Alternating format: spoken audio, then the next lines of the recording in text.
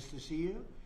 And today we're announcing the creation of the U.S. Strategic Critical Minerals Reserve, the first ever stockpile of critical minerals that you've been hearing so much about. We have the greatest experts on earth behind me for civilian use in times of emergency. We're pleased to be joined on this occasion by General Motors CEO Mary Barra, who's setting records, huh? I hear you're doing unbelievably. 24 hours round the clock, your factories, and you're building brand new factories. Amazing. Great job, Mary. Of course, it helped that you have a president that knows what he's doing. But it's a great job. Proud of you. As well as founder and executive co-chairman of Ivanhoe Mines, Robert Friedland. Thank you, Robert. Thanks as well to Secretaries Marco Rubio, Scott Bessent, Doug Burgum, Howard Lutnick, and Export-Import Bank Chairman John Yovanovitch, along with Senator Bernie Moreno and Congressman French Hill and Bruce Westerman. Thank you all. Thank you, French. For years, American businesses have risked running out of critical minerals during market disruptions. Today, we're launching what will be known as Project Vault to ensure that American businesses and workers are never harmed by any shortage. We don't want to ever go through what we went through a year ago. Just as although it did work out, thank you.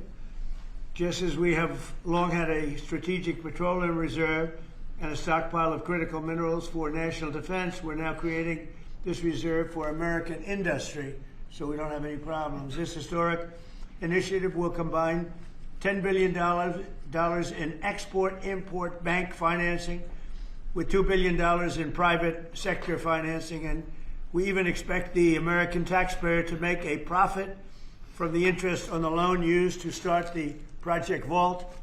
It's an amazing thing. They've been talking about it for years. Other presidents did a lot of talking, but they didn't do anything. Over the past year, my administration has taken extraordinary steps to make sure the United States has all of the critical minerals and rare earths that we need. We're investing in mining projects, we're expediting federal permitting. You know, the federal permitting, and a lot of it is Lee Zeldin, who's been fantastic, but federal permitting is such a big deal. And we're doing that. The permitting of mines and signing major critical mineral deals with countries from all over the world, and we're getting along with all of them. Every one of them, they want to be in the proper position. We're working very well with countries from all over the world. Today, we're building on these achievements with this vital new reserve. And now I would like to ask EXIM Chairman John Yovanovitch to say a few words, followed by our friends from business and Congress. We'll go over that. But we have some great business leaders, the best, here today. And John, if you would start it off, that'd be great. Yeah. Thank you. Thank you, Mr. President. The President gave us a very clear directive. By clear directive, it was much more of an order for us to figure out how to, for the first time in American history, create a strategic critical minerals reserve in a way that would benefit the non-military manufacturing complex. And the challenge was enormous, not simply because it had never been done before, Mr. President, but we knew that you expected us to deliver in a big way, in a way that was scalable, in a way that was designed for long-term success, and in a way that would help revitalize our domestic mining industry. But most importantly, most crucially, that it not be subsidized by American taxpayers. And so that's exactly what we've done. Mr. President, what you've announced today is a truly uniquely American solution. It brings together our capital markets, which are the best and biggest in the world, with our manufacturers, our innovators, our miners, all pitching in to make this possible. Now, these things don't happen without the best and the brightest within industry being at the table. And Mr. President, everyone wants to engage with this administration, with your administration. The key ingredient here was your call to action. Your call to action allowed us to bring together the best players in the market, sometimes the fiercest competitors, getting them to work together to come up with a creative solution. Now, in addition to our great team at the Export-Import Bank, who worked around the clock, led by Brian Greeley, Jeff Wilson, Sarah Whitten, many others, we benefited from having the biggest manufacturing CEOs, the smartest market players at the table, all looking to solve this problem. So what we have with Project Vault is marrying the capital solution with what we need when we need it most. And the best part about it is that the American taxpayer will earn a return on financing the first ever strategic critical minerals reserve in history. And we thank you, Mr. President, for allowing this to happen. All of the people around us today help make it possible. Our cabinet secretaries, our top CEOs, their teams, top market players, whether it be GM, GE Vernova, Boeing, Clarios, Google, Mercurio, especially Brian Fallick, Hartree, Traxxas, our friend Robert Friedland. All of us work together, Mr. President, to deliver this for you, and for the American people, so that manufacturers and workers all across the country can rest assured they'll have what they need when they need it most. So, and you're covering everything with this. We're not just doing certain minerals and rare earths. We're doing everything. Everything on the critical What list. about magnets? We're focused on the critical raw materials, and we anticipate that led by our great manufacturers, will help breed even more solutions. Great job. Thank you very much. Secretary. Doug Burgum, please. Mr. President, again, I want to echo what John said, which is a great thank you to you. You've set the direction, and when you took office, you've done more in the last year for mining and minerals in our country, perhaps than any president in history. Just like drill, baby, drill, you said mine, baby, mine. And what's happened in our country is you've led us through deals with equity deals for the first time. The United States of America is driving equity deals to help sustain and balance this market. You unlocked Alaska with the Amber Road project. That opened up over 1,700 mining claims in Alaska. And of course, on beautiful clean coal, we've got critical minerals that are co-located with that coal, and we've unlocked that. The Biden administration did 0 coal leases during the last 4 years. You've done hundreds of millions of tons of coal leases. That's going to help drive electric prices down in America. Permitting, you mentioned this in your remarks. There were some permits that it's lingered for 29 years. They got done in 4 months last year under your administration. And under your emergency authorities, some of these permits got done in as short as 12 days. You helped create a club of nations to help balance out the fact that we didn't have markets that were functioning around critical minerals. You led off with Australia, Japan, Korea, Saudi Arabia, and Thailand. This week we'll announce 11 more countries that are joining that club of nations as part of this global coalition. And behind that in the pipeline, there's 20 more nations that want to join under your leadership to allow for trade of critical minerals. And then here we stand today with the teamwork that was described. This would not have been possible without the incredible cabinet that you put together. Marco Rubio, Scott Bessent, Howard Lutnick, Chris Wright, and many others were involved in bringing this together through the vision. Standing with us today are some of our chairmen of our great congressional leadership who also have supported this and helped us find a way to do this without any appropriations. This is happening without tax dollars. And of course, our team on the ground here at the White House, including David Copley and everybody else at the NSC, David leading the global supply chain work, the folks working with the EXIM Bank team, working around the clock to make all this happen. So again, when you lead, when you put out a challenge, the teamwork happens. And then here we stand today. This is the largest EXIM Bank deal in the history of the EXIM Bank by more than double. And this is going to help drive national security. It's great for American manufacturers. It's great for American workers. Congratulations, President Trump. Thank you. You're doing a fantastic job, Doug. Thank you. Could I ask Mary Barra, the Chairman CEO of General Motors, which is setting records every single day, and she's doing a fantastic job, to say a few words and also discuss how good the car business is now in the U.S., please. Well, Mr. President, I want to thank you for your commitment to strengthening U.S. manufacturing and supporting the auto industry. I also want to thank your cabinet and members of Congress and the whole team here that made this possible today. Having a resilient supply chain is critical for our nation, and it's critical for all industry, especially the auto industry. We have been strengthened with many of the different policies that have been put in place over the last year. So I want to thank everybody for that. It not only supports U.S. manufacturing, it supports job creation, it also supports the consumer. So thank you. And business is held very strong. We still see a strong consumer, so I'm excited about 2026. I think it's going to be a record with all of your new plants opening up and everything else in our country. So in our country. Robert? Please. Mr. President, thank you so much for what you've achieved. Everything we touch, we either grew it agriculturally and you've helped the farmers, or we mined it. All these cameras you see in front of you, they were mined. Every time you pick up a hand phone, it was mined. And so stimulating the ability for the miners in this country to help you industrialize the country, the salt of the earth, and we're super excited that America is doing something for not only our national security, but for the reindustrialization of the country, because you can't reindustrialize Detroit with a lot of metal. And I'm telling you on behalf of every miner I know, they're elated at the breakthroughs that have been achieved here. They'll make a lot more cameras in the future. And maybe you can help us teach everybody that everything you touch like that, somebody mined it. And we need your support, and we're really happy to get it. And congratulations, you're in the Hall of Fame. Is that the Rare Earth Hall of Fame or Minerals Hall of It's a Fame? bunch of pictures of dead guys that go back to Herbert Hoover, who was a miner. Mining's down to 1% of the S&P 500, but really everything you touch needs mining. And this is the first administration, with your support, where we've got hope. We can go out and really do it. So, I last met you in Saudi Arabia with Mohammed bin Salman. We're working in Chile. Right. We want to bring these metals back to the United States and refine them and use them right here. And the vision of this administration, Howard Lutnick's been helping a lot. A lot of people at Exim Bank have been helping a lot. I'm just telling you, the morale of the miners is sky high. You're doing a great job. Thank you very much. Congratulations. That's a big deal. Thank you. Thank you. How about French Hill? Say a few words, please. Thank you, Mr. President. Well, on behalf of Congress, Chairman Westerman could talk about how he's helped unleash the ability to mine through permitting reform. And Senator Marino and I serve on the House Financial Services Committee and Senate Banking Committee.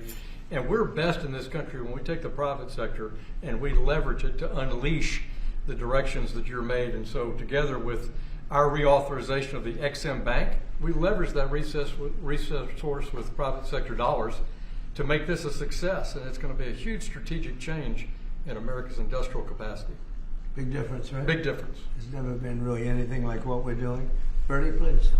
Not to be hyperbolic, but if you hadn't been elected, the auto industry in America would be over. The country would be completely over. The country would be over. Well, but the auto industry would have been gone first.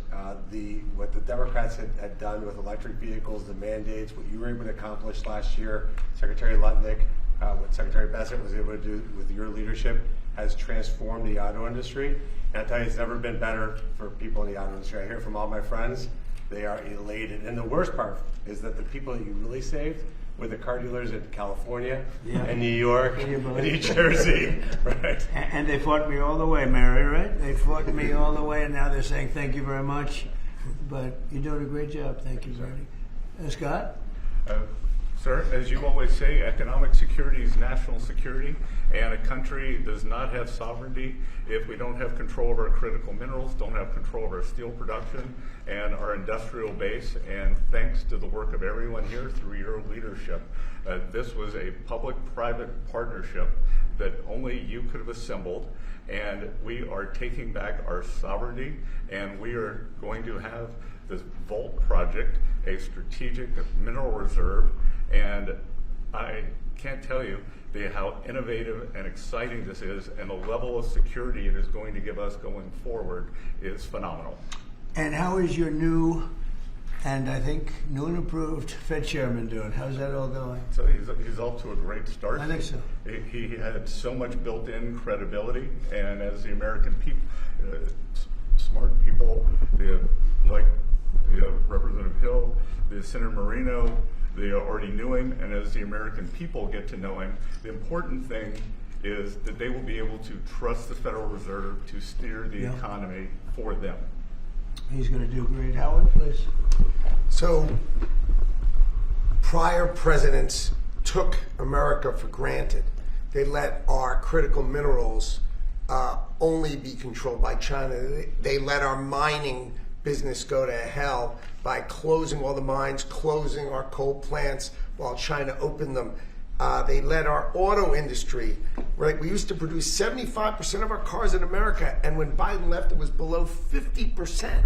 We were just letting all of these industries just be shredded from America. And thank goodness you are in this chair, changing it and taking it back. We are taking back critical minerals. We are taking back mining. We're taking back the auto industry. You're going to watch us take back pharmaceuticals. We're going to take back semiconductors. None of this could possibly happen without your leadership. And it is the most fun to stand back here with your leadership, because we are changing America back and making it great again. That's very true. Anybody would like to say anything else? Amen to that. You guys okay? Everything all right? Chairman Bush. Well, thank you, Mr. You're President. such a good man. Go ahead. It's a great day, and it couldn't have happened without your leadership. And I think people will be talking about this for a long time, because we're bringing back American mining and American manufacturing. You know, God blessed our country with abundant resources. Secretary Burgum talked about the Ambler Road.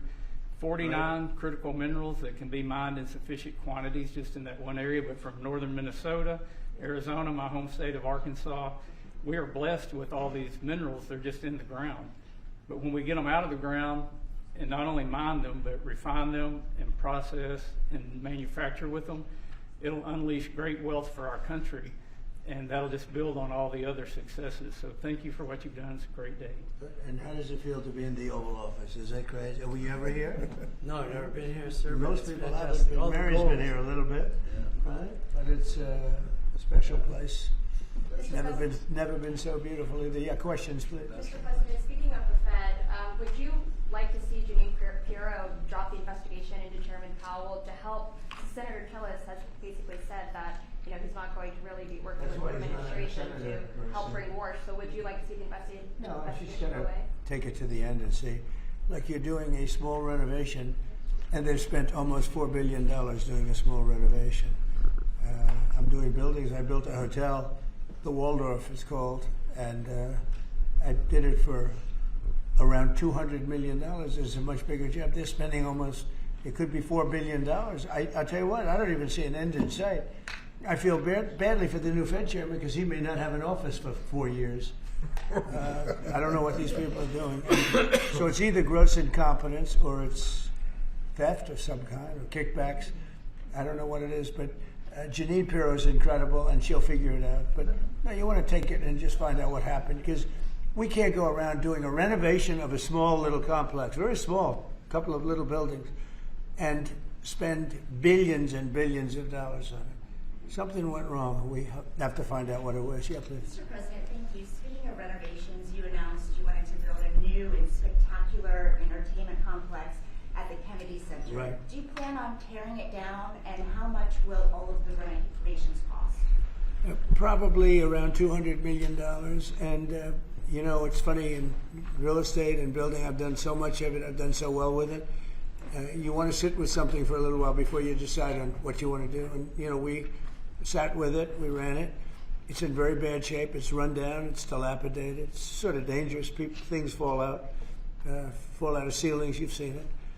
And we had some big events there. We had a lot of great events there over the last year, but you can't do any work because people are coming in and out, and you have the workmen. We have a marble man over there the other day. He said, every time I put down a piece of marble, people are stepping on the marble. They don't even have time to dry.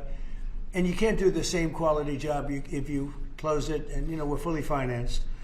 And so we're going to close it, and we're going to make it unbelievable, far better than it ever was. And we'll be able to do it properly. I was thinking maybe there's a way of doing it simultaneously, but there really isn't. And we're going to have something that when it opens, it's going to be brand new, beautiful. I'm not ripping it down. I'll be using the steel. So we're using the structure. We're using some of the marble, and some of the marble comes down. But when it's open, it'll be brand new and really beautiful. It'll be at the highest level. We can do a much better job, probably in a way a faster job in terms, because when you do it piecemeal, for instance, they have a play tonight, and you can't do anything. You have to pull out everything, and you can't have stanchions all over the place, and people are walking in to see a play.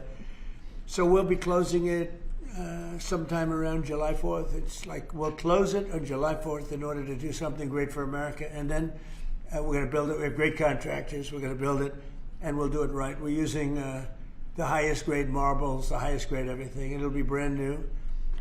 Tremendous carriers putting in the air conditioning, or I guess they're a bidder, but they're probably going to get it. Carrier. We're going to have all brand new air conditioning, heating. The steel will all be checked out because it'll be fully exposed. It's been up for a long time, but as anybody knows, it was in very bad shape. Wasn't kept well before I got there. So we're going to make it. I think there won't be anything like it in the country. Sir, Mr. President. Yeah, please. About your meeting with President Petro later this week, He's been quite critical of you since you spoke back in January after the Maduro raid.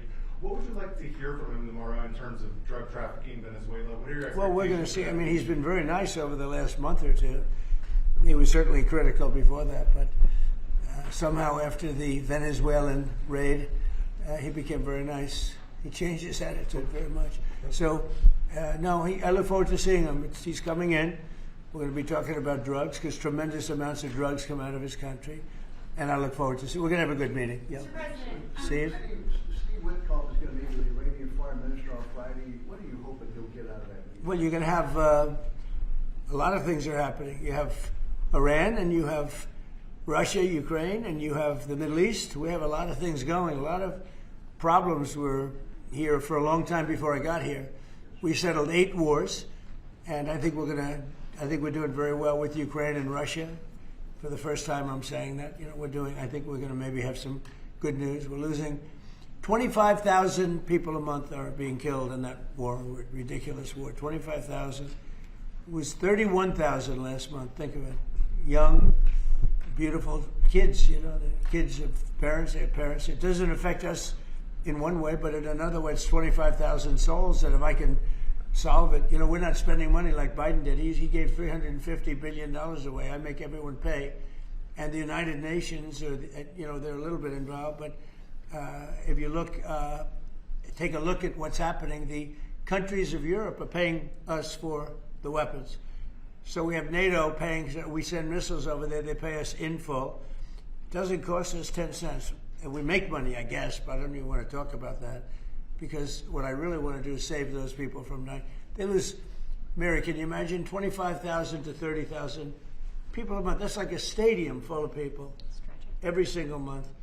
And, I was blessed with something where I can get these things done. Got 8 of them done. I thought all 8 were going to be more difficult than this one. I thought my relationship with President Putin would give us a, much easier road. But there's tremendous hatred between Zelensky and Putin. Tremendous hatred. I mean, it's a shame, but it's taken longer than we thought.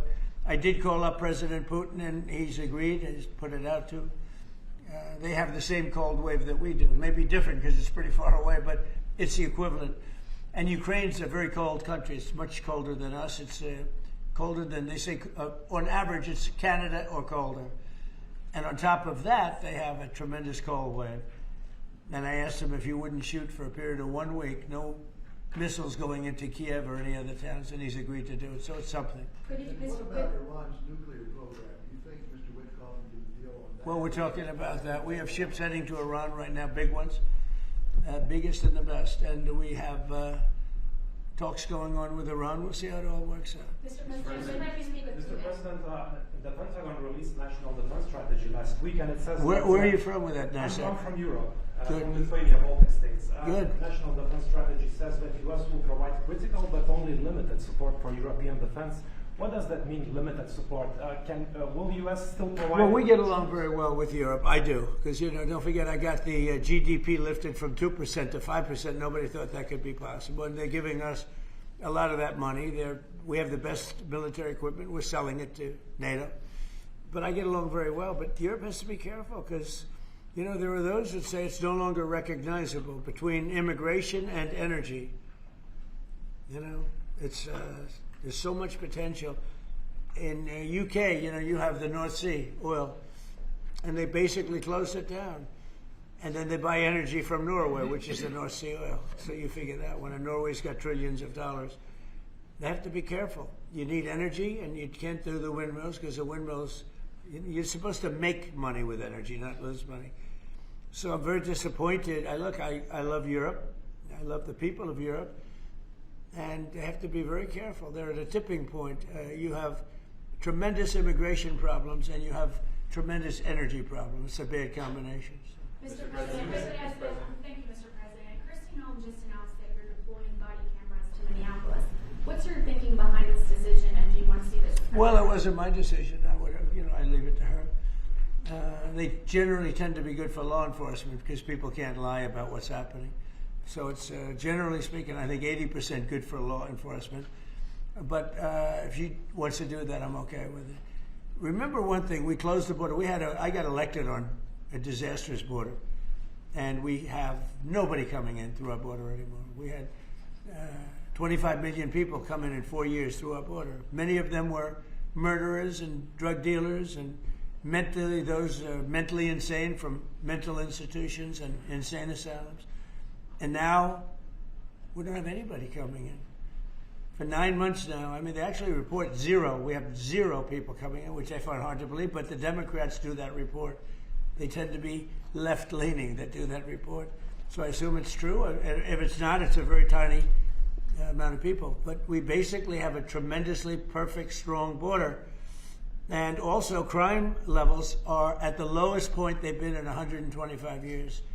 Since 1900, we have the best numbers. And that's despite the fact that we had a lot of criminals and murderers. 11,888 murderers came in. And we have the lowest numbers that we've had in 125 years. So, we're doing a good job. If she wants to do the camera thing, that's okay with me. Mr. President, there was one homicide in D.C. during January. Do you think this is due to your efforts, and do you think blue states should see this as a sign that they should cooperate with you? Well, if there was one, I mean, we haven't had one in a long time. D.C. has become a very safe. There was an in-house homicide. It was in-house. It was a dispute within a family. We have had virtually no crime in D.C. D.C. is now considered a very safe place, and it should be. It's our nation's capital. And we sent in the soldiers. I read the Washington Post this week, and it was incredible. They were trying to determine how did we get so low numbers? The low numbers in D.C. because we have very little crime, if any. And they talked about everything except for the fact that we put our National Guard and great soldiers inside our city. They didn't want to mention that. It's how dishonest. Because if we didn't do that, you'd have tremendous crime in D.C. And I get thanked every single day by people that work in the White House. People, young ladies, men, they come up, thank you, sir, for making D.C. so safe. They walk to work now. A year and a half ago, they wouldn't have walked to work. They would have been killed or mugged or something would have happened to them. So it's, it's a great honor, but you got to read the story in the Washington Post. They do it. Crime is way down in D.C. Now, what's the reason for it? The reason for it is we have very big, strong, good-looking soldiers standing around. And I think they make the place look better. But this is our capital, and we have a very safe capital. We had a very dangerous capital before. Yeah. Sir, yesterday you said you were speaking to people about Cuba to reach an agreement. What Right. sort of agreement are you hoping to reach? Is that with the Cuban government? Well, it's a What would you failed like to see nation from now, it? and they're not getting any money from Venezuela, and they're not getting any money from anywhere. It's a failed nation. Mexico is going to cease sending them oil. So I'd like to take care of the people that are here from Cuba. You know, we have many people that came from Cuba that were thrown out of Cuba or that fled Cuba. They came over on rafts. They went through shark-infested waters. I don't know how they did it. And it was many years ago. Many would like to go back. Many would like to at least visit their relatives. And I think we're at a pretty close point. We are dealing with the Cuban leaders right now. Mr. President, the Wall Street Journal reported that the royal family of Abu Dhabi invested hundreds of millions of dollars in your World Liberty Financial. Can you explain why you decided to take that investment? Was that a transaction? Well, I don't know about it. I know that crypto is a big thing, and they like it. A lot of people like it. The people behind me like it. My sons are handling that. My family is handling it. And I guess they get investments from different people. But I'm not. I have all I can handle right now with Iran and with Russia and Ukraine and with all the things we're doing. So I don't know exactly, other than, I'm a big crypto person. I'm the one that probably helped crypto more than anybody because I believe in it. And the reason I believe in it is because if we don't do it, Scott, I think we can say then China's going to do it. Right? Yes, sir. If we don't do crypto, then China's going to do it. And it's just like AI. We're leading AI by a lot. And if we weren't leading, China would have led. They're very capable. They're very good. What do you have to say about that? You've made America the digital asset capital of the world. We did the Genius Act for stable coins. Many of the people standing up here are working on the Clarity Bill to I hope give it gets us done. market structure. Yeah. And we're bringing U.S. best practices to an exciting the new industry, digital assets, innovation, and it spreads everywhere. So the U.S. And do you agree that if we didn't do it, China and others would, but China would? Oh, China would have had the lead, and then others around the world in terrible jurisdictions would have been doing it. And on Iran, sir, can you say what your threshold military action is? Well, I can't tell you what I'm going to do because right now, we have a tremendous force going there, just like we did in Venezuela, even bigger. And they'll be there soon, and I'd like to see a deal negotiated. I don't know that that's going to happen, but I mean, if I knew I wouldn't be able to, I wouldn't tell you. I'd be very foolish if I would tell you. But right now we're talking to them. We're talking to Iran, and if we could work something out, that'd be great. And if we can't, probably bad things would happen. Mr. President, on the government shutdown, Yeah, please. on the government shutdown, do you think there could be a resolution to this issue? And have you gotten I do. assurances from House Republicans? Well, I spoke with Speaker Johnson. I spoke with Leader Thune, and I think they're pretty close to a resolution. We were at 5.6% GDP, and we lost 1.5 points because of the 42-day shutdown. Think of that. We would have been at 7. Nobody ever saw a number like 7. And I think, Howard, probably 1.5 points was the number, right? 1.5 for the shutdown. Exactly right. And it's very bad for our country. But despite that, we have the highest numbers we've ever had. We're doing well. We're going right through it. But I will say that I spoke with Senator Schumer numerous times, and I don't think they want to see a shutdown either. Mr. President, are you going to sue Trevor Noah? Last night in a post, you alluded that something could be coming. Yeah, well, he said that I spent time on Jeffrey Epstein's island. I didn't. I mean, he's a lightweight, this guy. He's a terrible. I think he's terrible. I thought he did a terrible job at the Grammys. I thought the whole Grammys was terrible. I watched part of it. It's not watchable. But he was a lousy host. I'd say not as bad as Jimmy Kimmel, but pretty close. And no, he made a statement about me and Jeffrey Epstein. I have nothing to do with that. I have nothing to do with Jeffrey Epstein. And in fact, if you look at the DOJ, they announced, they released 3 million pages. It's like this is all they're supposed to be doing.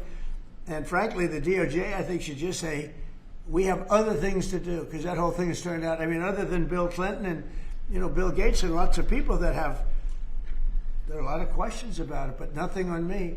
But it was even sort of better than that, because they found that Jeffrey Epstein and this sleazebag writer named Michael Wolff were conspiring against Donald Trump to lose the election. So Epstein was conspiring with a writer for me to lose the election. So right there, that I had nothing to do with this guy. But yeah, it's a terrible thing. The amount of time that's being wasted. When Epstein was alive, like 10 years ago, nobody cared about it. But they're only doing it. But now it's really hitting back on them because Bill Clinton is such a big part of it. The Democrats are pushing it. And the problem is that it's turning out to be the Democrats that were with and conspired with Epstein. So I think you're probably going to see a little pullback from them. But think of it. They were working together to try and help me lose the election. But this is the Oval Office, so I guess that didn't work out too well. Okay, one more question. Mr. President, do you have an update on the U.S. troop level in Europe? Are you planning any force reductions? No, we have a great relationship with Europe. We have a great relationship with our troops. One of the best things that I can say is that if you go back a year and a half ago, so I'm running for election, they had the worst recruitment numbers in the history of our country. Nobody wanted to join the military, or nobody wanted to join the police. Nobody wanted to join the fire departments. We couldn't get anybody to be a proud member of our country. And now, Doug, as I told you before, now we have the best recruiting numbers that we've ever had in our military. Army, Navy, Air Force, Marines, Space Force we love, and Coast Guard. I love the Space Force. It's doing great.